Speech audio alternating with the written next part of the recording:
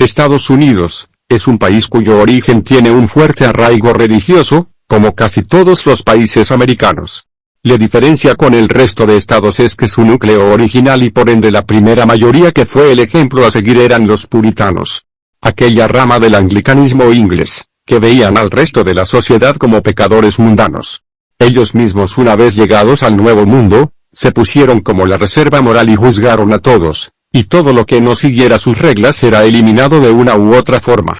Si bien es algo que todas sociedades hicieron a lo largo de la historia, el puritanismo en América tuvo cierto contexto que le permitió lo que hoy se conoce como Estados Unidos. 1. La primera gran inmigración de colonos ingleses a suelo americano se dio en las décadas de 1620 a 1640, durante el contexto de la Guerra Civil Inglesa. En este período de tiempo, un aproximado de 80.000 personas llegaron a las jóvenes colonias, teniendo dos diferencias importantes con sus pares ibéricos. Primero, el número, si se compara la cantidad de gente, fue el doble en un periodo similar de tiempo. Segundo, a diferencia de la inmigración ibérica colonial, la inglesa no estaba desequilibrada en torno a la población masculina. Es decir, en el período colonial, llegaban del Reino de Castilla a sus territorios americanos, una mujer por cada 4 o 5 hombres, mientras que en el caso inglés era una mujer por cada 2 hombres y veces eran iguales. Hay que tener en cuenta los perfiles de cada migrante. El castellano en su mayoría eran hombres en busca de oportunidades, que no estaban satisfechos con su condición social y iban al nuevo continente a ser señores de vasallos. El migrante inglés en cambio iba por la presión de ser mal visto por expresar su religión y con la expectativa de querer ser dueño de tierras, además de viajar en familia / comunidades a América. Esta diferencia provocó primero, que colonos ingleses no tuvieran la necesidad de buscar mujeres indígenas y por lo tanto tener hijos considerados mestizos. Existieron casos de uniones entre ingleses y indígenas, pero son contados y muy inferiores si se lo compara con los territorios españoles. Las primeras generaciones de ingleses nacidos en América socialmente y étnicamente eran blancos, ya que sus padres no tuvieron la necesidad biológica de buscar mujeres étnicamente distintas. Esto crea marcos de exclusión, es decir, los puritanos blancos, hombre y mujer tienen hijos blancos y puritanos, no se mezclan con los otros, es decir, lo indígena, ni otras religiones aunque sean blancos.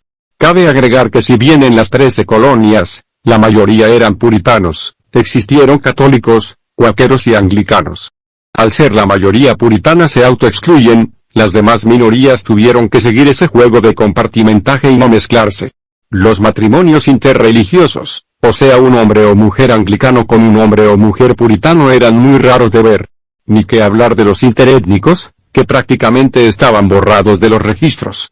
Estos marcos de exclusión crean violencia, sobre todo cuando se quiere cambiar el status quo, y como todo grupo conservador reacciona con violencia.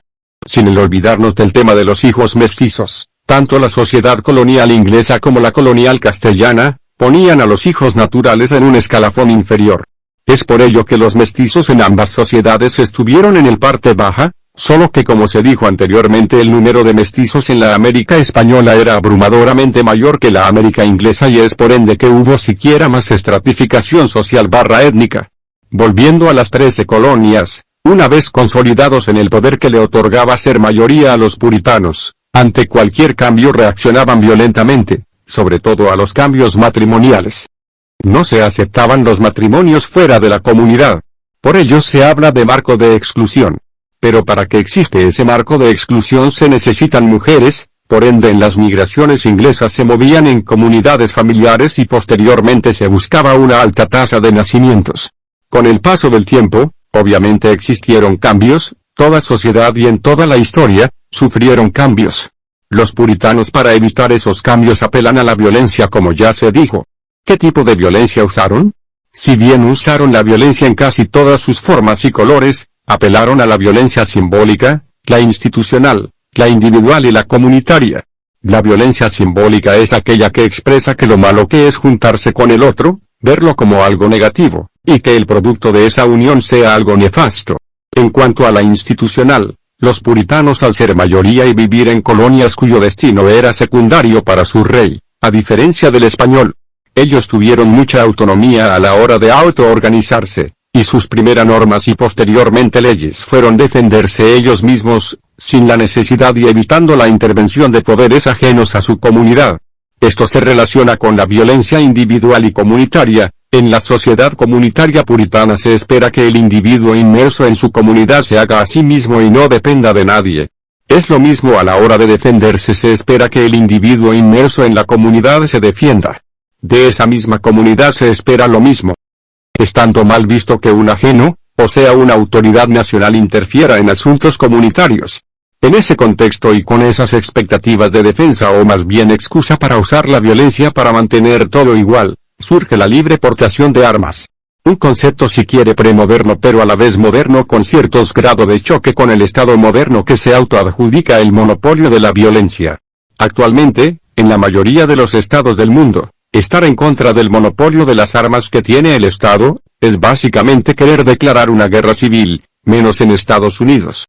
En ese país es algo incorporado el uso, tenencia de armas y muy difícil que cambie. En conclusión, este artículo no dice que Estados Unidos sea un país violento por el uso y tenencia de armas de la población civil. Las armas son un medio para conservar las características socio-étnicas y evitar cambios.